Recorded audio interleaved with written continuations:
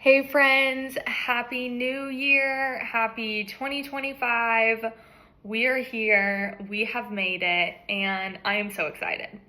I wanted to take some time to reflect back on 2024 and really just say how thankful I am for my clients and where I am in my business.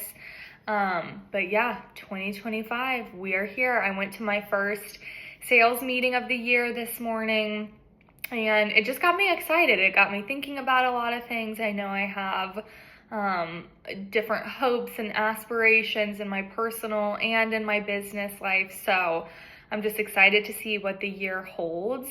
On that note, though, in my personal life, I would love to share with y'all that in 2025, I will be officially an aunt, and I am so excited because one of my younger sisters is pregnant, and then one of my sister-in-laws is also pregnant. So that is coming, and I cannot wait. I have heard nothing but the best from friends of mine that have become an aunt, and I'm just so excited. I'm ready for aunt life. But that is personal, and in business, I have a lot of exciting things also planned, and like I said, hopes, goals. So I wanted to take a little bit of time and just reflect back on 2024 because it was the best year I have had in real estate, and I don't take that lightly. And I also don't think that I could have done it by myself. I obviously owe a huge thank you to all my clients for trusting me, but not just my clients.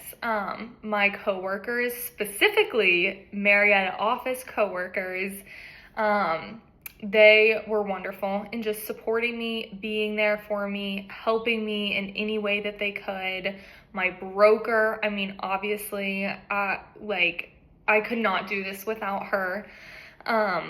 Friends, my parents, people that were just there and that supported me in this, because the truth of the matter is I love what I do, and I'm really thankful that I get to be in this job because I have a husband who has a 9 to 5, 8 to 5 work job, and I'm just like, you know what, I'm so thankful that I have flexibility, that every client that I interact with is a different interaction. I don't know, I'm just really thankful that this is the career that I'm in. And speaking on that, whenever I got into real estate in 2021, my goal starting off was I want to double my business every single year, and I have been doing that, and last year was the best year that I had in real estate with just shy under 4 million sales volume, and I am just like, wow,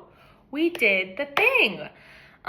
Especially with my accident and coming out of that, I had questions. I was like, I was paralyzed. I couldn't go upstairs. So just the fact that I'm continuing in this career path means a lot to me. And I really want to say thank you to my clients for trusting me. But anyone, if you mentioned my name in real estate, if you asked me a real estate question, if you shared something of mine, all of that helps, and I could not be more grateful for your referrals, for trusting me if you were a client of mine, all of that. And I know that January, if you're an agent, or to be quite frank, if you're on social media, but if you're an agent, is the time for the awards and the accolades and looking back and seeing, did we achieve those goals that we had set for ourselves, etc. So I thought I would just do a little video instead, and the numbers are great, and those obviously speak volumes, but I just wanted you to hear it from my heart. So one thing that I thought I would do, and hopefully I can keep this short, but I thought that I would share one of my favorite highlights of my year in the real estate business in 2024. And then I guess you could say a low light or maybe a funny story or something to offset that, because I got to keep it real with y'all, because real estate is the stories are never ending. Let's just say that. But I'll start with the highlight, and the highlight of my 2024 real estate year was working with my twin. And before any of the other siblings or family members decide to come for me, like, you guys just don't understand. We're twins. There's a special bond. But seriously, that was truly a highlight. I have enjoyed working with each and every family member that I've worked with, but it was so much fun working with my twin because not only did I find him and his wife a house that is 5 minutes from our house, which is great, but it's like they're one of their dream houses. Like we're gonna be here. I'm gonna be here. They're gonna be there for the next like umpteen years. And to me, that's really exciting to do like adult life with them, to be close by. So that process was fun, and their home is gorgeous. If I was in the market at the time that they were, I would have been under contract in split seconds with that home. So I'm just really excited for them, and they have their little puppy, and this is just going to be their home where, you know, hopefully they'll be able to grow a family one day. So that was the highlight of my year. No shade to the other family members that I helped, none at all. But you know, twin powers unite. I don't know if I should call it a low light, but maybe like a bring it back to earth story for real estate is this one that I'm going to read to you. And I write down anything that happens that is so bizarre in real estate because I think it's going to be hilarious to look back on. So I was just scrolling through some crazy stories that happened in the past year. And I was like, I don't know which one is a good one to pick. So I just picked this one, and I think it's kind of funny because it just shows that honestly we deal with these type of people frequently, but it is part of the job. And I don't know, this person, I was just reading it back over and I was like, I think I should share this with the public. I think it's time. So I literally have receipts because I copy and pasted our emails. Anyways, let me give you a little context. I was out with a client and we were looking at homes, and I had scheduled a showing for this particular home. And we had gotten there, and whenever we pulled up, she had already decided like this location was not for her and stuff, but we still wanted to go in. So I was trying to get into the house, and normally you have your lock boxes, which is Supra, and you have an app. They did not have one. It was vacant and it had a contractor box. So I'm trying to find the keypad to get in, or the lockbox, or the number to get in. So I'm calling him, texting him, and then I send this email, and here starts our email chain, and you're just going to be like, what? So strap in. And I'm going to keep it quick and brief and skip around. But you'll get the gist real easy. So I said, this is Mary Grace with Ansley Real Estate. I'm trying to get in contact with you because I'm here to show you a listing at blah, blah, blah, Southside Drive. There's no number listed for the contractor box. Can you please give me the number?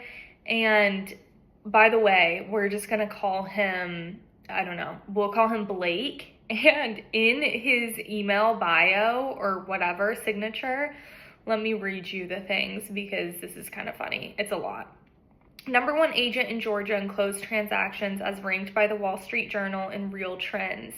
10 consecutive years top 250 in USA. #3 rheology franchise group agent out of over 300K RFG agents in North America. #1 NAHREP agent. #1 NAGLEREP agent. #1 AREAA agent. So it's a lot of accolades, but it just shows that accolades are accolades, and it does matter how you treat a person. But so reached out to him, and then he emails back immediately. Oh, and this is in March. Not that anyone cares, but this was last March. You would refer to the showing instructions for any listed property in the MLS first, before going to the property that could be occupied or otherwise have restrictions. Excuse me. As each seller's property and their instructions must be respected as it is their property.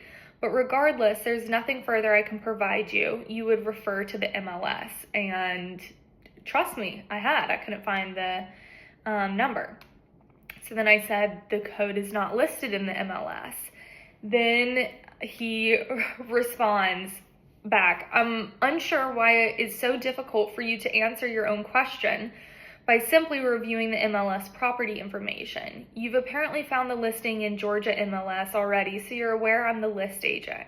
If you simply tried to help yourself, you would have addressed every question you've posed within seconds, therefore better assisting any buyer you're working with. You shouldn't expect me to spoon feed you any information that is readily available for you to read 24/7, 365. That is the essence of being difficult. So then I am just like, okay, that kind of came out of nowhere. So then I respond again, just like so plain and simple. Like, the combo is not listed anywhere on the MLS. My buyer is no longer interested in this property. Thank you for your time. Because like I had said, we pulled up. I was like, you know what? This is obviously a hassle for this man, and this is just not worth our time. Then he sends back, next time, just get ready. This is crazy. Next time, actually try reading. There's no combo listed because there are no showings. Because you can't be bothered to actually read the English language. The buyer you're working with no longer has an interest in this home. That is your failing your clients and a violation of brokerage duties due to this client, if in fact they are a client. Your failure, this is all like in caps, no one else's. But if you want to play the snarky comment game, I've been a cast member on multiple reality shows and can take snarky to a level you've never experienced. Instead of blaming others for your failures, try to be a grown adult and actually reading through all the property MLS information so you can actually provide service to a buyer you're working with. Given your mentally challenges and acuity, I was like, what is that? Is that a word? Anyways, it's clear you don't have a future in this industry, and quite frankly, the industry would be better off without someone like you that is clearly so deficient in their abilities to function as an adult. Don't contact me again. I don't babysit adults.